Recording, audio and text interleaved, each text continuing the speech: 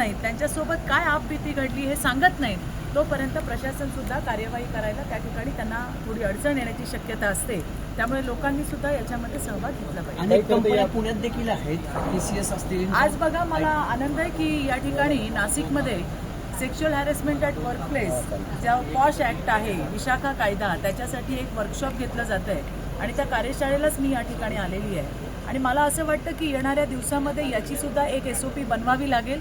Sexual harassment at workplace म्हणजे फक्त workplace नाही, तर वर्कप्लेसच्या संबंधित आता कामाचं स्वरूप बदललं आहे, वर्क फ्रॉम होम चालू झालं आहे. त्याचबरोबरीने ईमेल आणि व्हॉट्सॲपचे कम्युनिकेशन्स असतील, तुमच्या ऑफिसमधनं निघणाऱ्या सहली असतील, ऑफिसमध्ये येणाऱ्या जाणाऱ्याची जी वाहतूक असेल ते असेल, या संदर्भातल्या सगळ्या गोष्टी ज्या आहेत या पॉश ॲक्टमध्ये त्या ठिकाणी इन्क्लूड करणं गरजेचं आहे आणि याच्याबद्दलची SOP राज्य सरकारने बनवावी, अशा पद्धतीची सुद्धा माझी मागणी मी सन्माननीय मुख्यमंत्र्यांकडे करणार आहे. जितकं मला समजतंय तसे मी माझेसुद्धा मसुदे बनवून ते सुद्धा मी मुख्यमंत्र्यांकडे देणार आहे आणि या संदर्भामध्ये SOP बनवावी आणि त्याचं प्रभावी अंमलबजावणी व्हावी, याच्यासाठी सरकारने सुद्धा आग्रही भूमिका घेतली पाहिजे.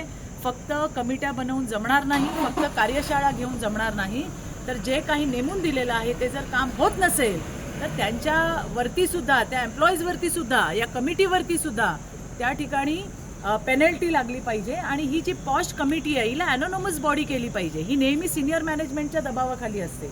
हे असं कित्येक घटनांमधून आम्हाला समोर दिसलंय. त्यामुळे नुसता देखावा नको कामाचा, तर खऱ्या अर्थाने पॉश ॲक्ट काय आहे. आता सुरुवातच, मी आज आता इथे आली, अजून सुरुवात नाही झाली आहे. आल्यावरती बऱ्याच मुद्द्यांवरती बोलता येतील, पण मी माझे मुद्दे काढून ठेवलेत की ज्याच्यामध्ये या कायद्यामध्ये थोडी अमेंडमेंट होण्याची गरज आहे आणि ते मी मुख्यमंत्र्यांकडे देणार आहे. लवकरच याची SOP आम्ही बनवू. काल पक्षाला